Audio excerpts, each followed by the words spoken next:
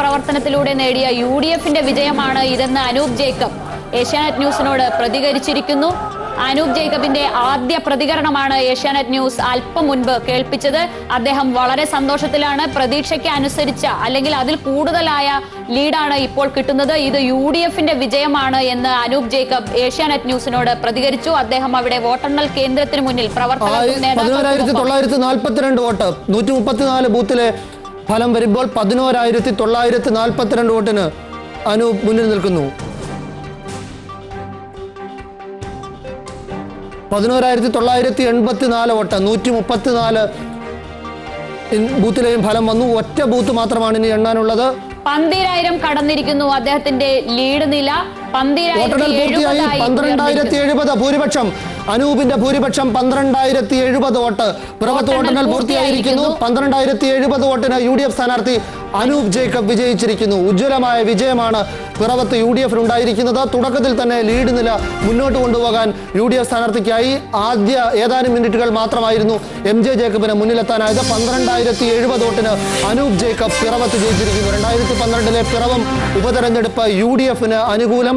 12,070 വോട്ടിന്റെ നല്ല വിജയമാണ് ഇപ്പോൾ അനൂപ് ജേക്കബിന് കിട്ടിയിരിക്കുന്നത്. ടി.എം. ജേക്കബിന് പിറവത്ത് കിട്ടിയിട്ട് 12,071 മാറിയിരിക്കുന്നു. പിറവത്ത് നിന്നുള്ള ആദ്യ പ്രതികരണം കാണാം. പിറവത്ത് യുഡിഎഫ് ആഹ്ലാദ പ്രകടനത്തിലാണ്. വോട്ടെണ്ണൽ പകുതി പൂർത്തിയായപ്പോൾ തന്നെ യുഡിഎഫ് പ്രവർത്തകർ മന്ത്രി അനൂപ് ജേക്കബിന് അഭിവാദ്യങ്ങൾ എന്നെഴുതിയ ബോർഡുമായി ആഹ്ലാദ പ്രകടനം തുടങ്ങിയിരുന്നു. വോട്ടെണ്ണൽ കേന്ദ്രത്തിന്റെ മൂവാറ്റുപുഴയിലെ വോട്ടെണ്ണൽ കേന്ദ്രത്തിന് മുന്നിൽ യുഡിഎഫ് പ്രവർത്തകരുടെ ആഹ്ലാദ പ്രകടനമാണ് കാണുന്നത്. ഉച്ചസ്ഥായിയിലെത്തിയിരിക്കുകയാണ്. അനൂപ് ജേക്കബിന് പ്രതീക്ഷിച്ചതിലും അധികം ഭൂരിപക്ഷം കിട്ടിയതിന്റെ ആഹ്ലാദത്തിലാണ് യുഡിഎഫ് പ്രവർത്തകർ പ്രകടനവുമായി നഗരം പ്രദക്ഷിണം ചെയ്യുകയാണ്. പടക്കം പൊട്ടിച്ചും മധുരപലഹാരങ്ങൾ വിതരണം ചെയ്തും അവർ ആഘോഷിക്കുക തന്നെയാണ്.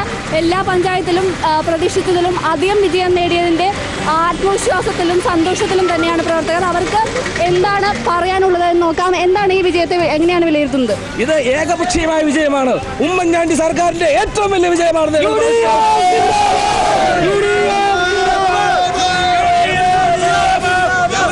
മന്ത്രിക്ക് ജനതയുടെ 1000 ഞങ്ങൾ ആശംസകൾ അർപ്പിക്കുകയാണ്.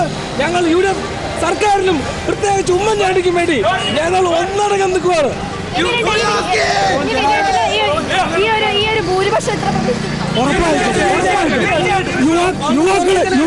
യുവാക്കള് അനൂപിന്റെ പിന്നിൽ നിലനിർത്തുന്നു.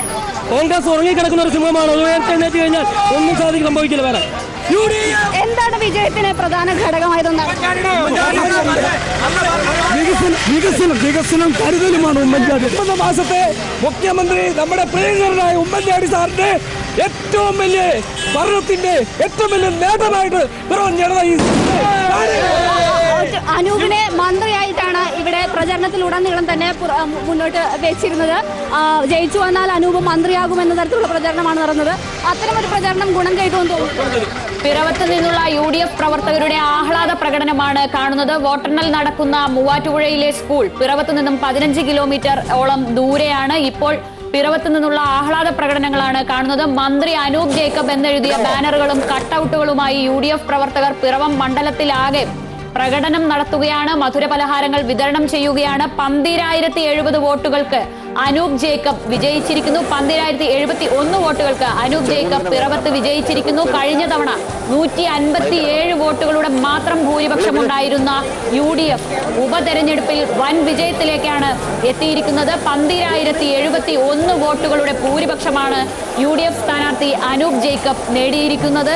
എല്ലാ പഞ്ചായത്തുകളിലും വ്യക്തമായ മേൽക്കൈ നേടാൻ യുഡിഎഫിന് കഴിഞ്ഞിരിക്കുന്നു.